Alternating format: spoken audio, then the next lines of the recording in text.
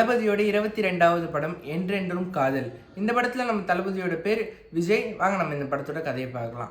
தளபதி வந்து ஒரு ஷிப்பிங் கம்பெனியில் மேனேஜிங் டைரக்டராக ஒர்க் பண்ணிகிட்ருக்காரு. அவர் வந்து ஒரு ஃபேமிலி சென்டிமெண்ட் உள்ள ஒரு மனிதராக இருக்கார். அண்டு அவங்க அக்கா மேலே அவருக்கு வந்து ரொம்ப பாசம் அதிகமாக இருக்குது. ஒரு பிஸ்னஸ் மீட்டிங்க்காக ஒரு சுவிட்சர்லாண்டுக்கு போகிறாரு. அங்கே வந்து ஒரு பொண்ணை பார்க்குறாரு நம்ம தளபதி. அந்த பொண்ணுக்கும் தளபதிக்கும் லவ் வருது.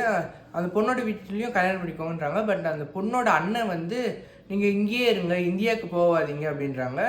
ஏன்னு பார்த்தீங்கன்னா, அந்த பொண்ணோட அண்ணன் வந்து இந்தியாவில் வந்து ஒரு பொண்ணு லவ் பண்ணிவிட்டு ஏமாற்றிட்டு இந்தியாவுக்கு சுவிட்சர்லாண்டில் வந்து செட்டில் ஆகிட்டு இருப்பார்.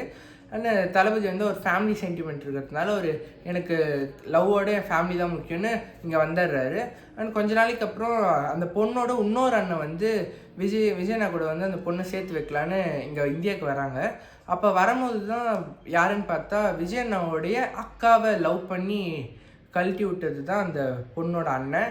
இதை பார்த்து விஜயண்ணா வந்து என் அக்கா வாழ்க்கை எனக்கு எடுத்தியே அப்படின்னு கொஞ்சம் டென்ஷன் ஆகி அவர் கொல்கிற அளவுக்கு போகிறாரு. பட் ஆனால் அந்த பொண்ணோட இன்னொரு அண்ணன் வந்து நான் உங்கள் அக்காவை கல்யாணம் பண்ணிக்கிறேன் அப்படின்னு கல்யாணம் பண்ணிக்கிறாரு.